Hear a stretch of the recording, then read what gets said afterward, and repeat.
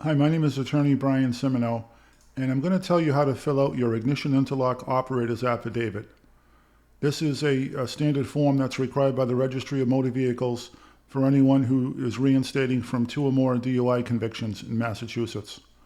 You're required to have the ignition interlock device in any vehicle that you own, lease, or operate, and this is pursuant to Mass General Law, Chapter 90, Section 24 and a half. Section A is for the operator's information. You'll enter your information in that section. Your name, date of birth, license number, residential address, phone number, mailing address, street address, and email address. Section B is for anyone who lives with you, anyone who lives in the same household as you who has a driver's license.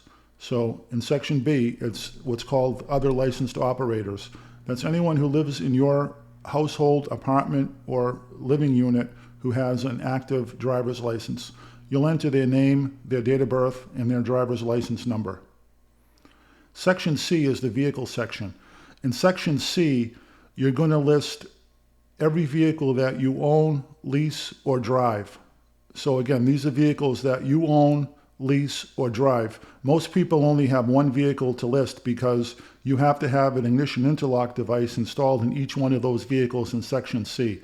So most people only have one vehicle because they don't want to have the interlock device installed in multiple vehicles. So that's what Section C is for, any vehicle that you own, lease, or drive. You must list a vehicle in Section C.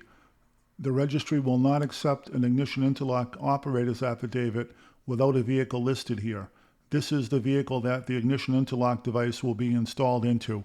You cannot get your driver's license until you list the vehicle. The vehicle doesn't have to be registered or insured. You don't have to own the vehicle, but you must identify the vehicle that you will have the ignition interlock device installed into. This cannot be left blank. You must list at least one vehicle in Section C of the operator's affidavit. You don't have to have the plate number. If the vehicle is unregistered, you can just use the vehicle identification number, but you have to provide the make, model, and VIN or vehicle identification number of at least one vehicle that the interlock device will be installed into. You cannot get your license reinstated without listing a vehicle that you'll have the ignition interlock installed into, and the registry will want proof of installation that that vehicle had the interlock installed prior to reinstating your driver's license. On page 2, there's some sanctions. Read these carefully and initial these. You have to initial each one of these. On page 3, there are additional paragraphs to initial. There's a total of 19 paragraphs that you have to initial. And then there's the signature section. You'll sign this and date this. This form doesn't need to be notarized. It's a sworn affidavit, but the registry does not require this to be notarized. If you have an interlock operator's affidavit and there's a notary section on the bottom, that's an old form and you don't use that. The registry will not accept that form. The new forms don't need to be notarized.